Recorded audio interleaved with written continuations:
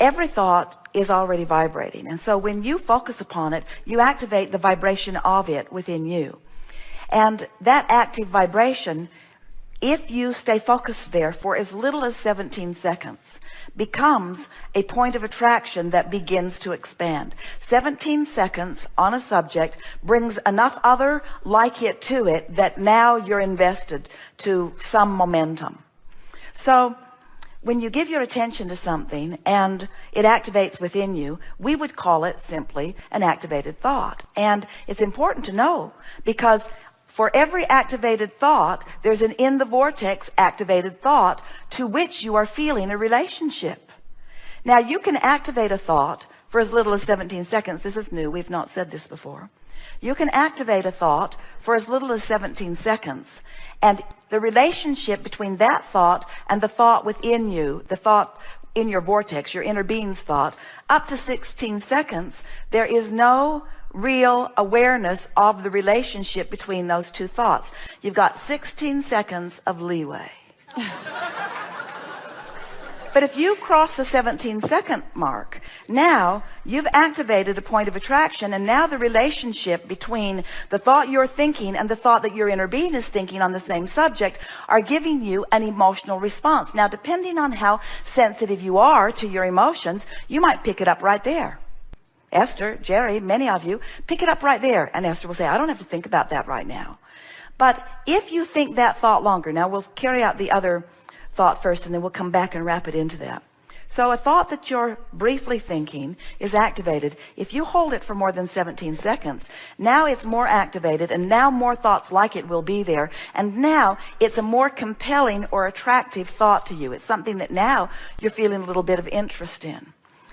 If you go there and focus 17 seconds until you reach that 68-second mark, that's the real magic vibrational activating number, because at 68 seconds, that activation within you becomes a true vibrational force to deal with. In other words, now you've got a thought that's so active that we would call it a belief. Now, hear this.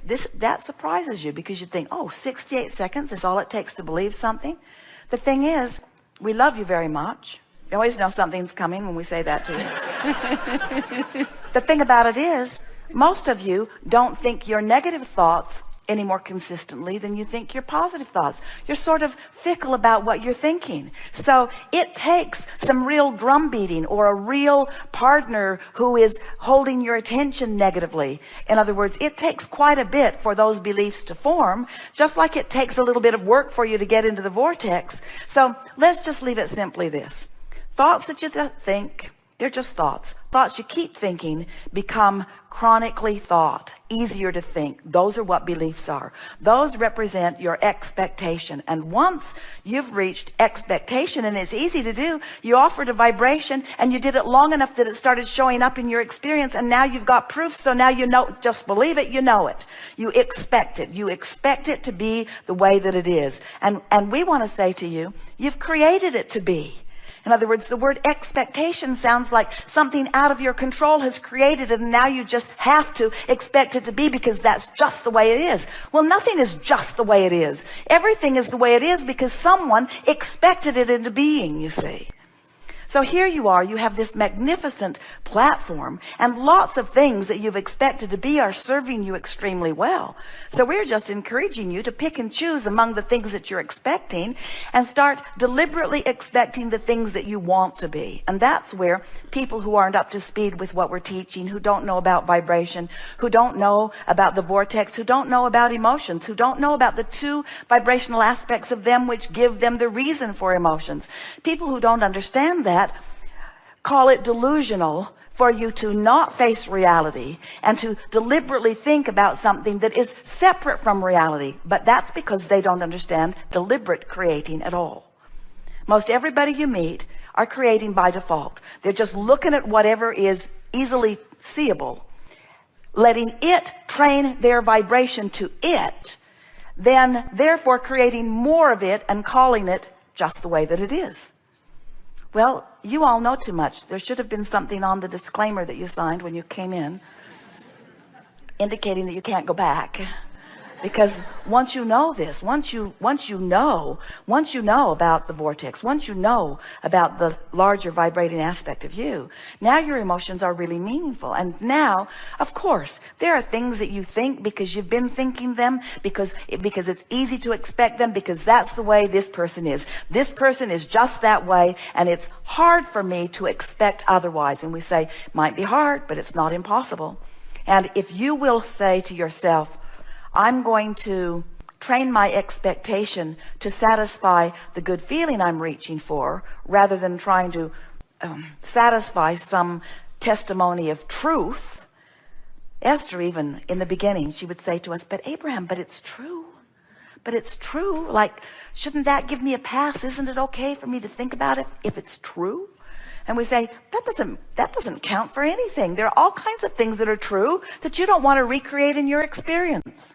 That's a terrible reason to give your attention to something.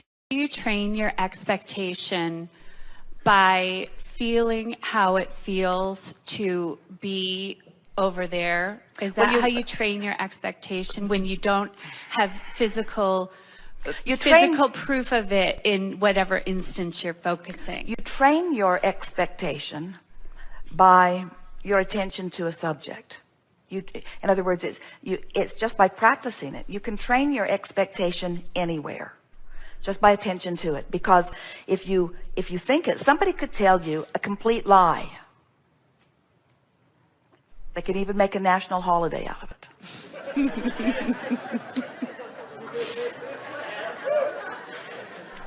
And as you give your attention to it long enough, other things, someone could have a very strong conspiracy theory that's not based in reality either. And they could speak it enough that people could give their attention to it. That's the thing that's so interesting about letting those outside of you be the reason for your attention to things, is that on either side, they're sure they've got the truth. And in no case does it have anything to do with you. Because as you've lived your life, you've created your vortex version, which is the only thing you've got to live up to. And if you don't, you won't feel good. So bring us back around to the question that you just posed. Can you remember it?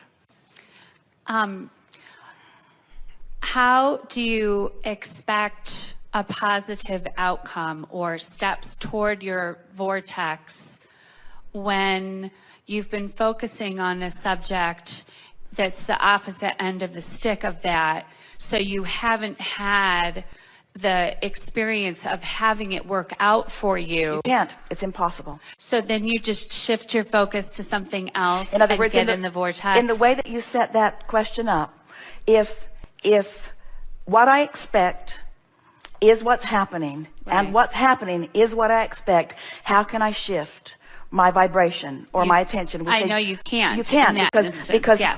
And so what you have to do is introduce into the mix a very important factor, which is, how do I want to feel? Okay, I can definitely do that. And this thought feels awful, and this thought feels better, and this thought feels great. So now I'm choosing not based upon what I formerly called fact. I'm choosing based upon what I call the way I feel. Mm-hmm. I'm choosing based upon what I now know to be my inner being's point of view. Mm-hmm. You could take a subject, any subject, such as worrying about your children, or worrying about your grandchildren, or worrying about the world's children, or worrying about the beasts of your planet. You could take any subject and focus on it just for a little while and bring yourself right out of the vortex. But there's a very important piece of information that we want to insert here into this dialogue at this point, because you haven't thought about this before. And when you do, you will be forever changed. The spectrum of life experience is huge.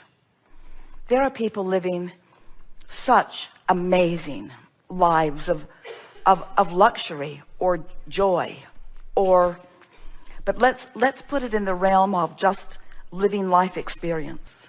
There are people living in comfort that is nearly indescribable. And there are people who are living in discomfort that is nearly indescribable. And the spectrum of life experience is huge, vast, vast, vast difference in the spectrum. But the emotional range is not vast. The range between joy and powerlessness is not vast. It's manageable. Esther said one day when she watched something on television of a terrible plight on a lot of people, and as Esther watched it, it brought her to her knees. She could not stand and see it. It was too awful. And she said, Abraham, if it feels that awful to me to watch that from this distant vantage point of supreme comfort, what must it feel like to those people who are living it? And we said to Esther, they're not taking it as hard as you are. Because it's not about the spectrum of experience. It's the spectrum. In other words, you come as energy beings, and you can't get that far away from who you really are. This is our way of saying, no matter where you are in terms of bodily conditions, in terms of financial conditions, in terms of relationship, no matter where you are in terms of anything, you're not that far from the vortex. You're not that far, you see. And if you listen closely, knowing what you're hearing here, to those people who are speaking their success stories, you know that's true. One day they had nothing, and the next day they were discovered. You see, and how did they, and you think, oh, it's some lucky break. And we say it was vibrational movement that allowed, and in the vortex, rendezvous that led to that, you see.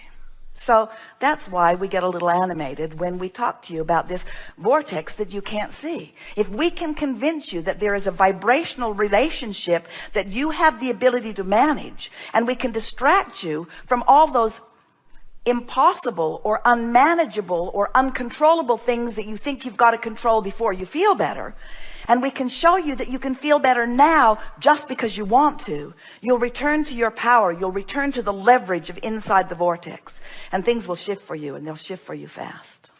Yes. Thank you. I love and you did win the lottery. I know I did. I know. But it doesn't even matter now.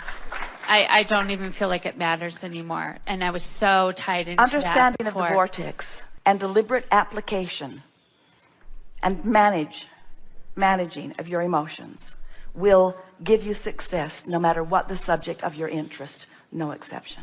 Thank you. I love you so much.